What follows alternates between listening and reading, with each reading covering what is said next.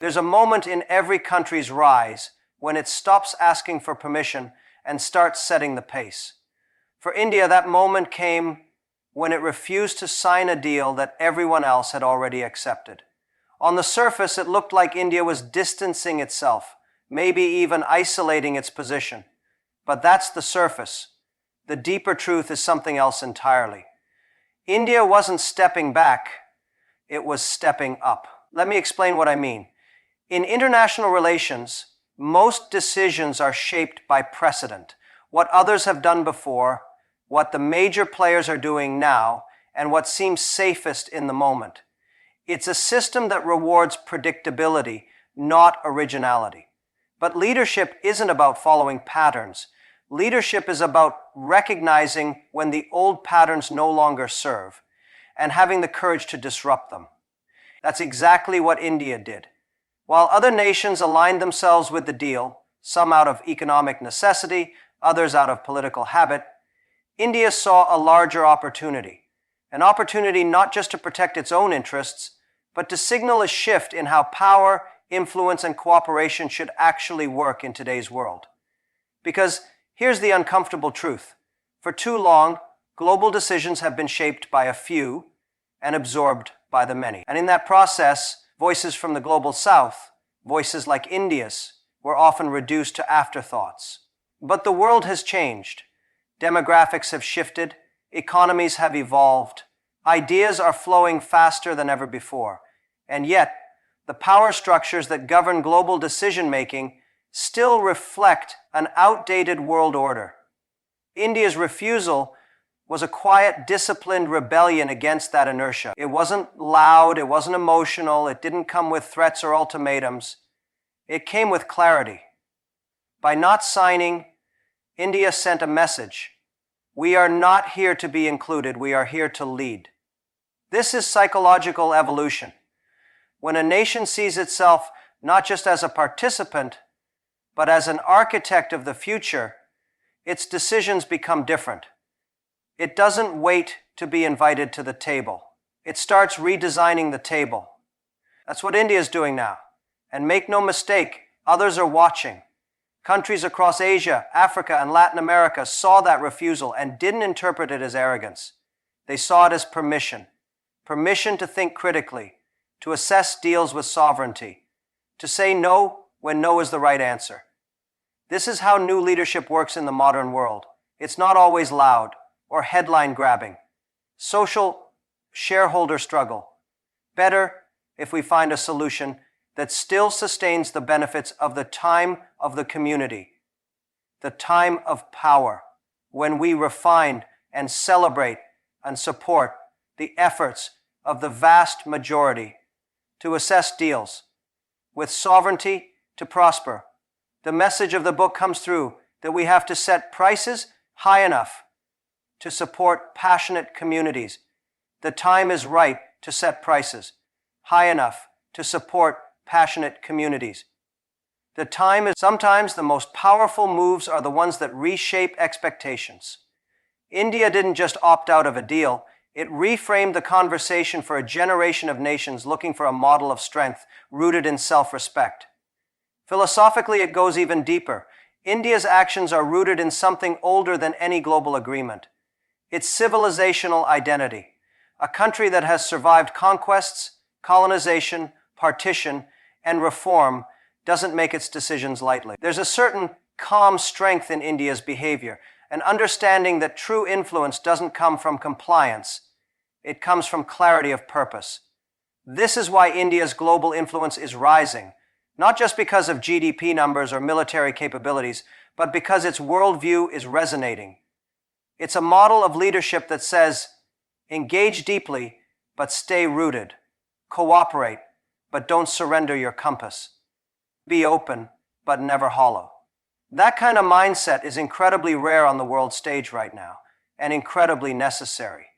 What's happening is bigger than one deal. It's a shift in how India sees itself, and how the world begins to see India, not as a country playing catch-up with the West, but as a voice shaping the future of the East and beyond.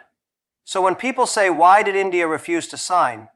The answer isn't just strategic or economic. It's philosophical, it's psychological, it's a declaration. India is not here to fit in. India is here to redefine what leadership looks like. And maybe that's what the world needs more of. Not more followers of flawed consensus, but more leaders who are willing to stand still, speak clearly, and act from conviction. That's how movements begin. That's how paradigms shift. You know, sometimes the bravest decision a country can make is the one that seems most irrational on the surface, saying no when everyone else says yes. That's exactly what India did. While the rest of the world lined up to sign a deal wrapped in diplomatic pleasantries and economic promises, India stood still, not out of arrogance, not out of defiance for the sake of being different, but because true strength, real leadership, means choosing strategic autonomy over global conformity. You see, when a nation is still developing, there's often this pressure to blend in, to go along with what the so-called global consensus demands. The louder voices in the room, the economic powerhouses, the security blocs, the trade cartels, create a script. Sign here, commit to this, sacrifice that. And in return, they offer vague promises, access to markets, political goodwill, maybe even a seat at the table. But here's the truth India understood. A seat at the table means nothing if you can't choose the menu. India chose not to be rushed, not to be coerced by diplomatic choreography. It recognized that every agreement has layers, political, psychological, and philosophical. Most nations saw the surface, headline benefits, immediate press coverage, that illusion of alignment. But India looked deeper.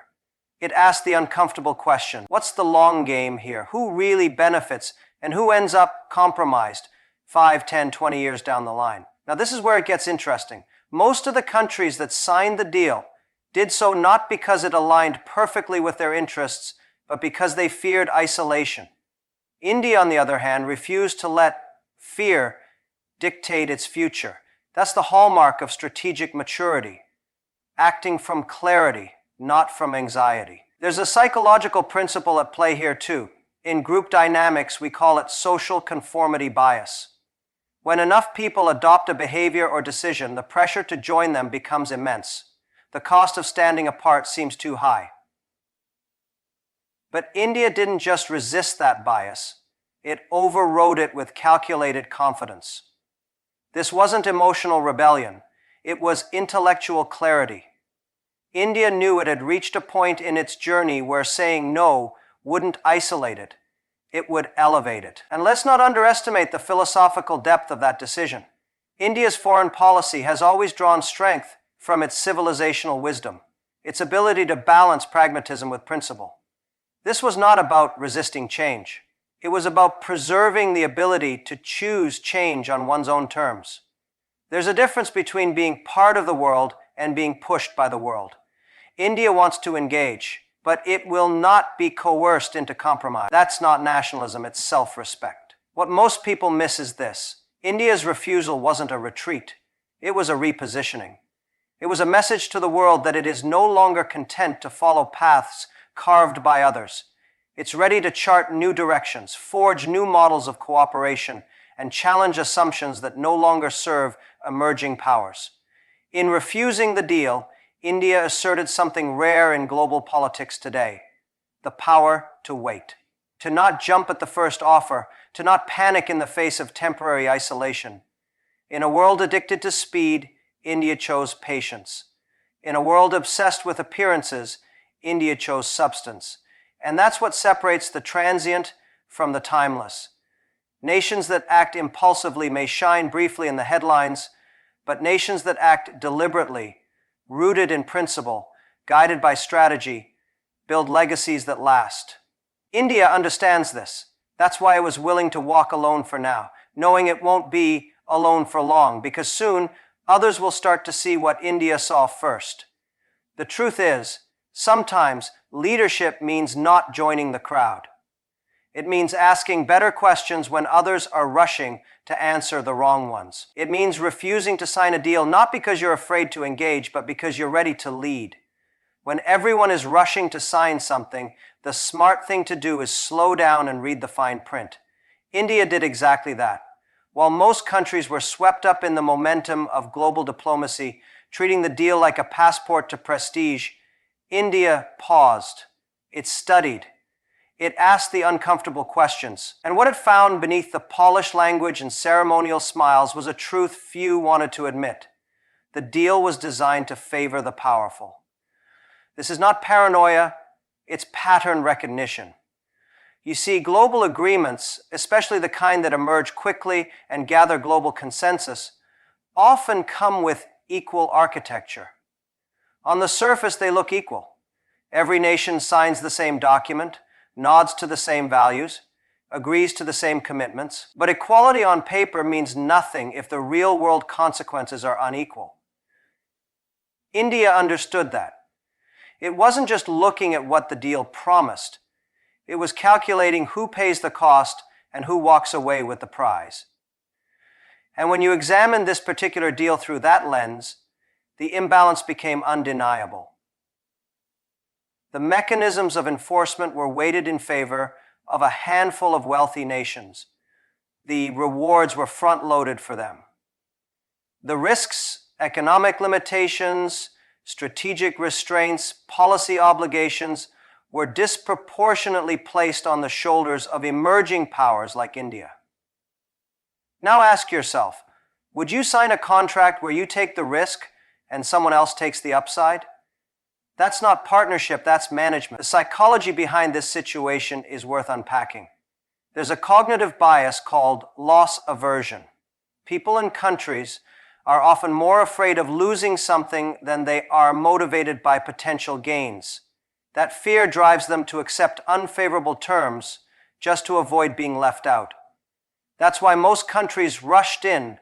They feared the diplomatic consequences of being the outsider. But India flipped the script. It looked beyond the fear and focused on the structure. Because the truth is, when the foundation of a deal is tilted, no amount of good intentions can fix what follows. If the starting point is flawed, the journey won't get better, it will get worse. India didn't just read the contract, it decoded the psychology behind it.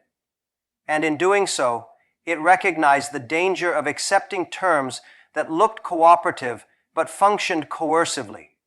Philosophically, there's a deeper point here. What does it mean to be a sovereign nation in a globalized world? Does sovereignty mean you never cooperate? Of course not. But it does mean you don't outsource your judgment to international pressure. Sovereignty is not just a matter of borders or military power. It's the freedom to decide what aligns with your values, your trajectory, your vision of the future. India exercised that freedom unapologetically. This decision also reveals something about how India now sees itself. It no longer defines success by how quickly it conforms to Western frameworks. It defines success by how confidently it sets its own. That's not isolationist. That's evolutionary thinking. That's the psychology of a country that has moved from survival mode to strategy mode. And look closely. This isn't the first time India has done this. Whether it's trade, climate negotiations, digital data policy, or defense procurement, India has consistently pushed back when systems were skewed. That's not stubbornness. That's pattern mastery. Once you've seen how the game works, you don't get fooled by the glamour of the invitation. You look at the rules. Most nations didn't look. India did. And because it did, it refused to trade its long-term leverage for short-term validation. And here's the part most critics miss. India isn't rejecting cooperation. It's demanding fairness. It's willing to engage, to lead, even to sacrifice, but not under terms that shrink its future. That's the essence of what it means to grow with dignity. The world needs to understand something. Not all deals are progress. Sometimes a refusal is not a setback. It's a stand. And in a world where everything is moving fast, too fast, India's refusal was a rare act of courage. It showed that wisdom isn't always about saying yes. Sometimes the boldest move is to pause, look deeper, and walk away. Because when you have the courage to walk away from a flawed deal, you're not just protecting your interests, You're challenging others to write a better one.